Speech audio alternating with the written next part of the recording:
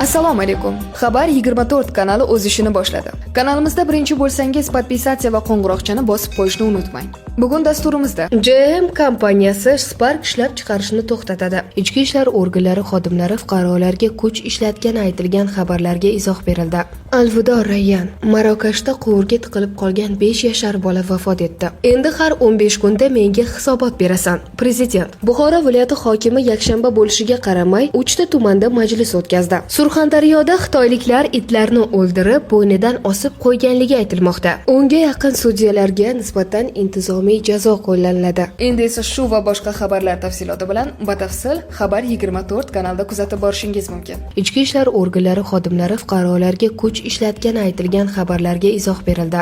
Ijtimoiy tarmoqlarda Toshkent shahri Qo'yliq hududida ichki ishlar organlari xodimlari xizmat vakolatlarini suiiste'mol qilib, fuqarolarga nisbatan jismoniy kuch ishlatayotgani aks etgan video lavha tarqaldi. Holat yuzasidan shahar ichki ishlar bosh boshqarmasi izoh berdi. Qayd etilishicha, xabar haqiqatdan yiroq. 2021-yil 31-dekabr kuni huquqbuzarliklarni barvaqt oldini olish, poytaxt aholisi va mehmonlarning xavfsizligini ta'minlash maqsadida Toshkent shahar ichki ishlar bo'limi boshlig'i patrul post xizmati xodimlari Toshkentda xavfsiz poytaxt konsepsiyasi doirasida profilaktik tadbirlar o'tkazgan. Xodimlar aholiga nisbatan kuch ishlatmagan, hech kimga badan shikastlari yetmagan. Fuqarolardan ma'lumotlarni rasmiy manbalardan olishlarini iltimos qilamiz, deyiladi xabarda. Shuningdek, ichki ishlar bo'limi boshlig'i noto'g'ri xabarlarni tarqatish javobgarlikka sabab bo'lishi mumkinligini ham eslatib o'tgan. Ta'kidlanishicha, mazkur holat bo'yicha Toshkent shahar ichki ishlar bo'limi boshlig'i xodimlar tomonidan qo'shimcha tekshiruv o'tkazilmoqda.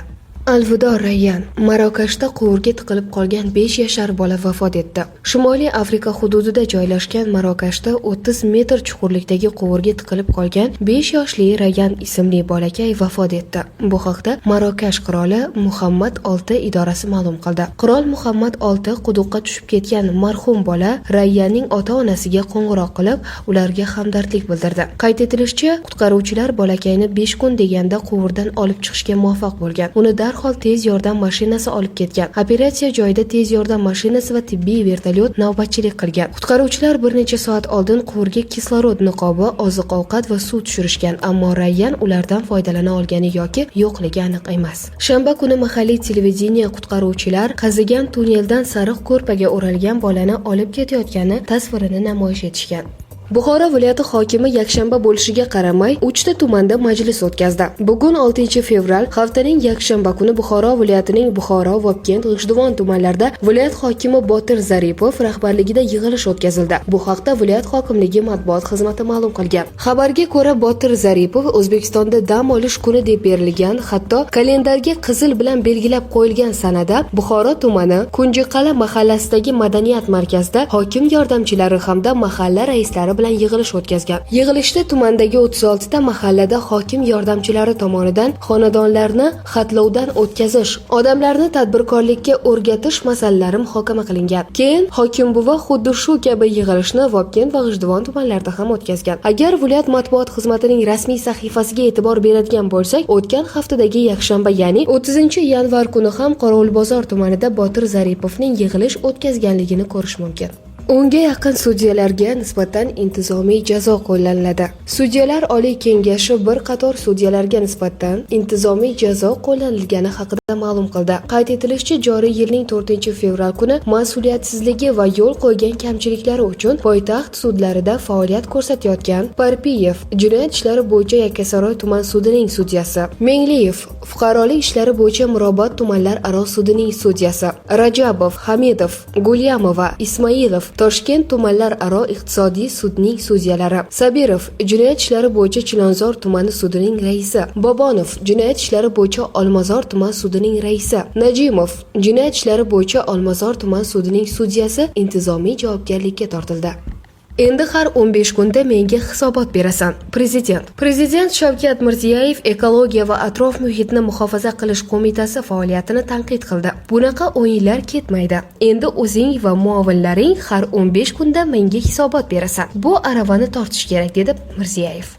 Men o'z qo'lim bilan tizim qilib berdim. Endi hammanga muovin berdim, odam berdim, tashkilot berdim, pul berdim, jamg'arma qilib berdim, rayonga tushirib berdim. Yana nima kerak sana hammanga?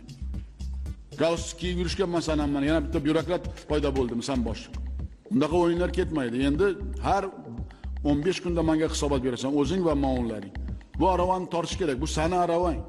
Surxondaryoda xitoyliklar itlarni o'ldirib, bo'ynidan osib qo'yganligi aytilmoqda. Ijtimoiy tarmoqlarda tarqalgan xabarlarga ko'ra, itlarning vahshiylarcha o'ldirilishi bo'yicha holat kuzatilgan. Ma'lum bo'lishicha, Surxondaryo viloyatidagi Sharg'un shaxta deb ataladigan hududda xitoyliklar itlarga nisbatan shafqatsizlik qilmoqda. Ular itlarni o'ldirib, bo'ynidan osib qo'ygan.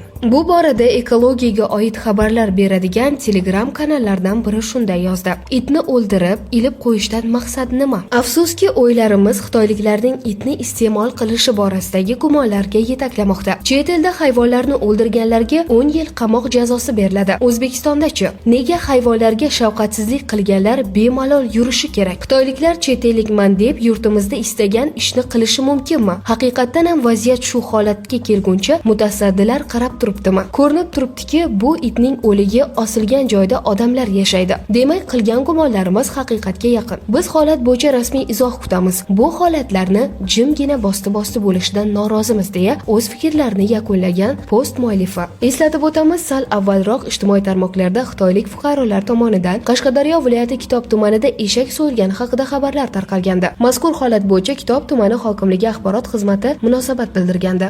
GM kompaniyasi Spark ishlab chiqarishni to'xtatadi. 2022-yilda General Motors kompaniyasi Spark xepchagini ishlab chiqarishni to'xtatib, uni dunyo bozoridan olib tashlaydi. Bu haqda kompaniya saytida xabar berildi deya yozmoqda xabar.uz nashri. Ularning aytishicha, Spark hozirgi davr uchun urfdan qolgan va 2021-yilda bu mashinaning dunyo bozoridagi sotilishi tushib ketgan. Uning o'rniga Trax kompaniyasi sotuvga chiqarilmoqda. Spark mashinasi O'zbekiston va Rossiya bozorlarida ancha bozorbop mashina hisoblanadi. Ko'pchilik uni arzon va ixcham bo'lgani uchun sotib oladi. Albatta, Amerika va O'zbekiston Spark mashinalari orasida ancha farq borligini aytib ketish kerak. Beruniyda qiz o'g'irlagan fuqaro ustidan tergov harakatlari boshlandi. Qoraqalpog'iston Respublikasi Ichki ishlar vazirligi axborot xizmati filiallarida tarqatilgan surat yuzasidan rasmiy ma'lumot berdi. Voqea shu yilning 4-fevral kuni Beruniy tumanida sodir bo'lgan. 2002-yilda tug'ilgan qiz va uning 2 tanishi unga turmushga chiqish maqsadida o'z ixtiyori bilan o'g'irlab ketishgan. Qiz 4-fevral kuni soat 21:00 larda Beruniy tuman ichki ishlar bo'limi boshlig'iga ariza bilan murojaat qildi. Mazkur holat yuzasidan Beruniy tuman ichki ishlar bo'limi huzuridagi tergov bo'limi tomonidan tergov harakatlari olib borilmoqda.